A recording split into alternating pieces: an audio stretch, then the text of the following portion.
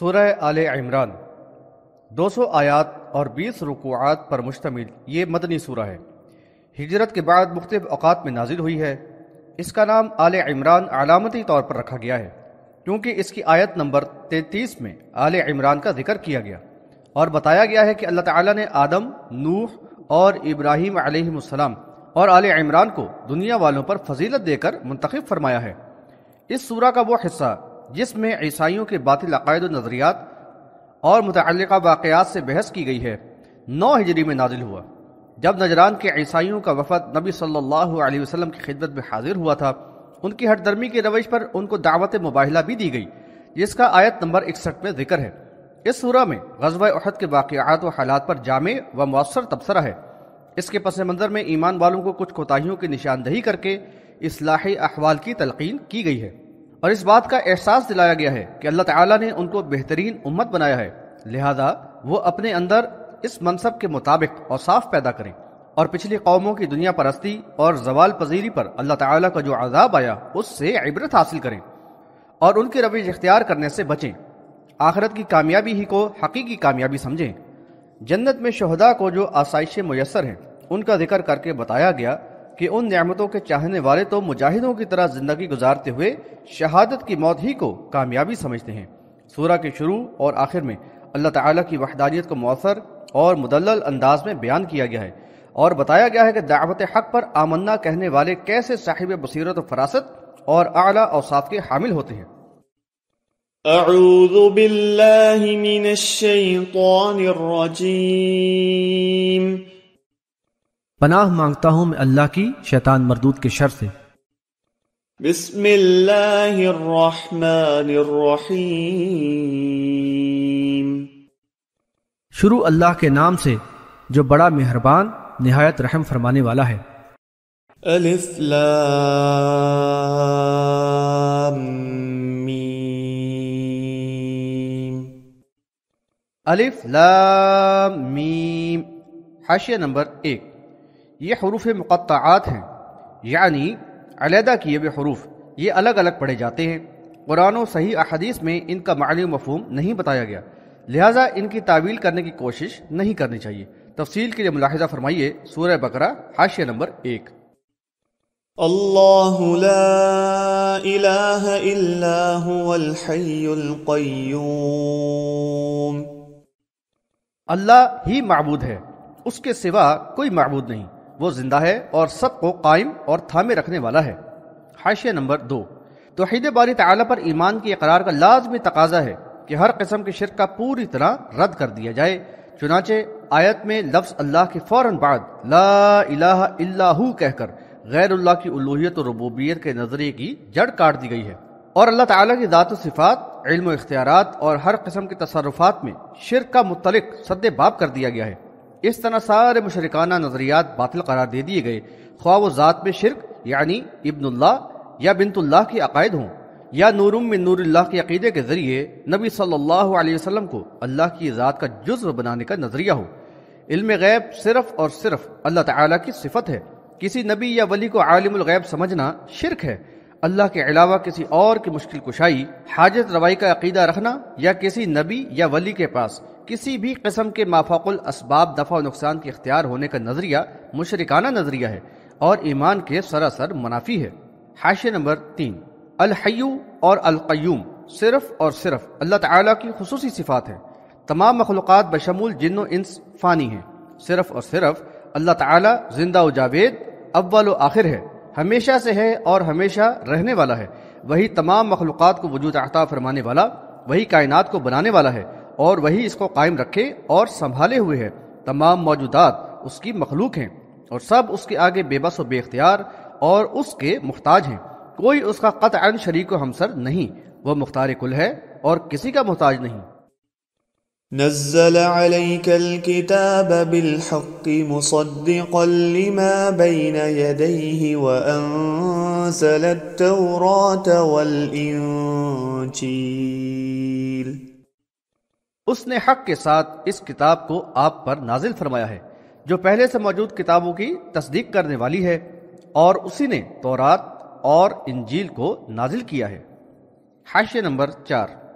اس عظیم ہستی نے اس کتاب یعنی قرآن کو حق کے ساتھ اپنے آخری نبی صلی اللہ علیہ وسلم پر نازل فرمایا ہے، اور یہ پہلے انبیاء علیہ السلام پر نازل شدہ کتابوں انجیل، تورات، زبور اور صحف ابراہیم علیہ السلام اور دیگر آسمانی صحف کی تصدیق کرتی ہے۔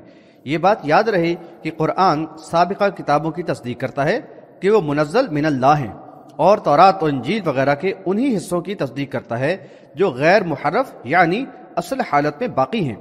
اس طرح تحریف شدہ اجزاء کی بھی نشاندہی بآسانی ہو جاتی ہے۔ من قبل هدى للناس وأنزل الفرقان إن الذين كفروا بآيات الله لهم عذاب شديد والله عزيز ذو انتقام۔ اس سے پہلے لوگوں کی ہدایت کے لیے اور اس نے فرقان یعنی حق و باطل کو الگ کر دینے والا قرآن نازل فرمایا۔ جن لوگوں نے اللہ کی آیات کا انکار کیا یقیناً ان کے لیے سخت عذاب ہے، اور اللہ تعالی زبردست بدلہ لینے والا ہے۔ حاشیہ نمبر 5۔ اللہ تعالی نے انسانوں کی رہنمائی کے لیے انبیاء علیہ السلام کو بھیجا اور ان پہ کتابیں نازل کی، لیکن پیشہ وروں نے دنیاوی مفادات کی خاطر ان میں تحریف کی اور لوگوں کو اپنے بنائے ہوئے دین پر لگا دیا۔ یہ سلسلہ جاری رہا یہاں تک کہ اللہ تعالیٰ نے اپنے آخر رسول صلی اللہ علیہ وسلم پر قرآن کو نازل کر کے اس کو حق اور باطل میں فرق کرنے والی کتاب کی حیثیت سے قیامت تک کے لیے محفوظ کر دیا۔ حاشیہ نمبر 6۔ دین حق اور باطل دین کا فرق واضح ہو جانے کے بعد بھی جو بدنصیب بغیر کسی علمی اور عقلی دلیل کے باطل پر جمے رہیں تو ایسے ہر درم اکابر پرستوں کے لیے دردناک عذاب کی وعید ہے۔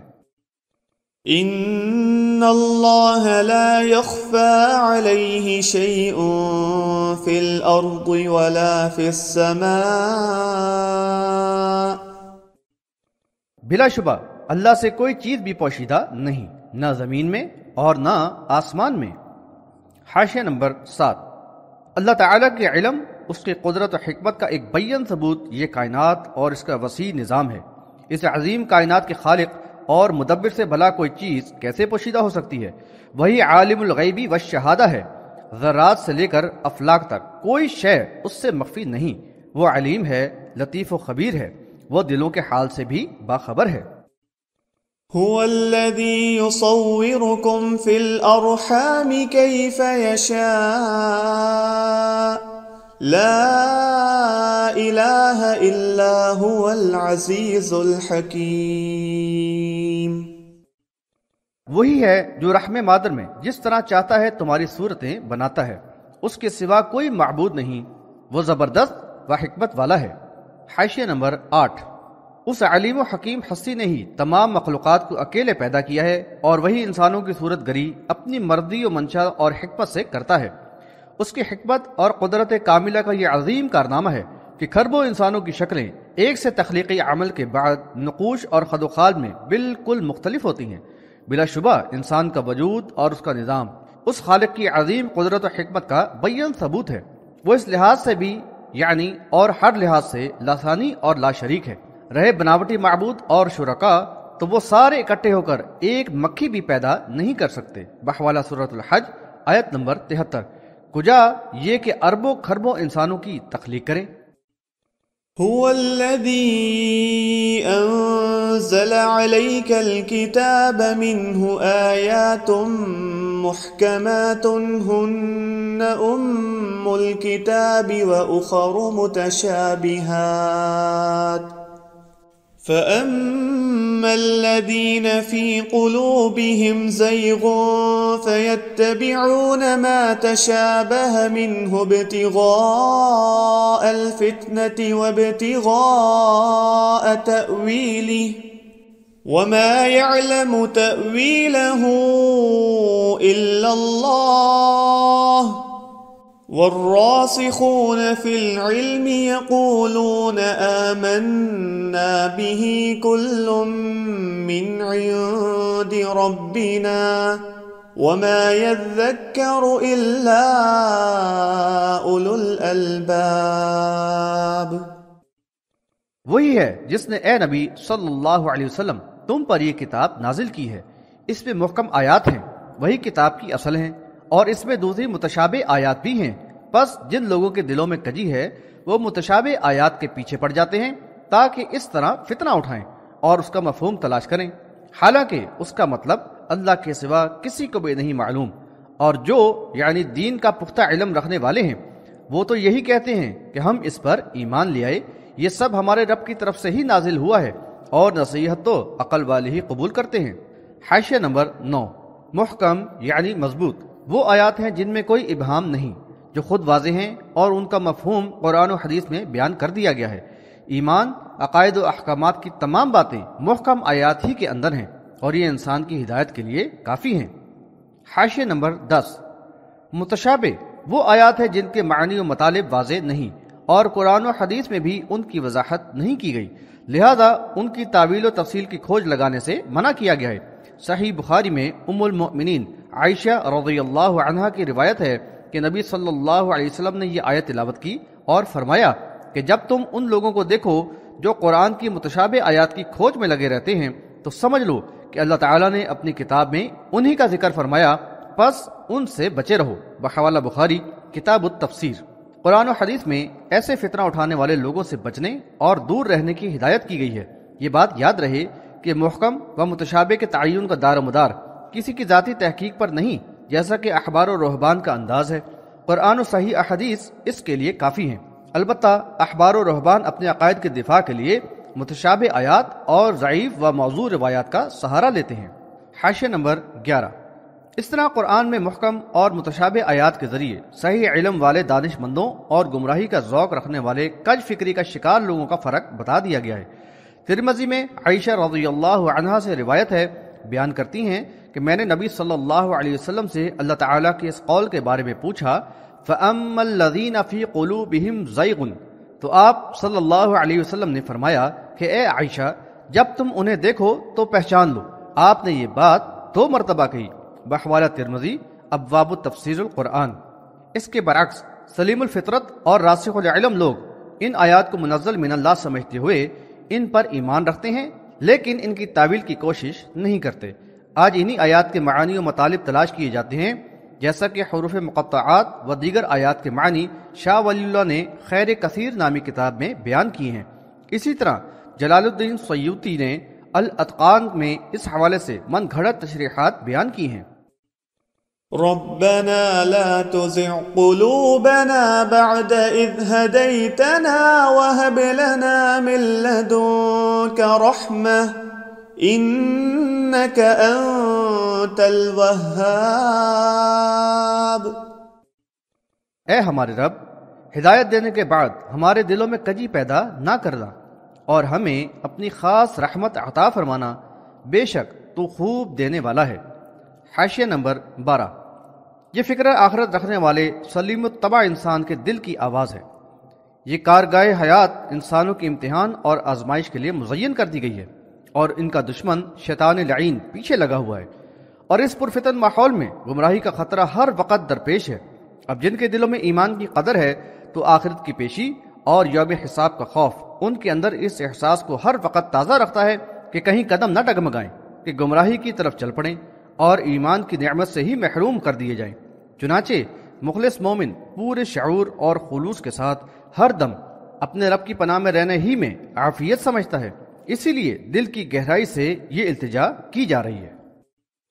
ربنا انك جامع الناس ليوم لا ريب فيه ان الله لا يخلف الميعاد۔ اے ہمارے رب، تو یقیناً سب انسانوں کو اس روز جمع کرنے والا ہے جس میں کوئی شبہ نہیں، بے شک اللہ وعدہ خلافی نہیں کرتا۔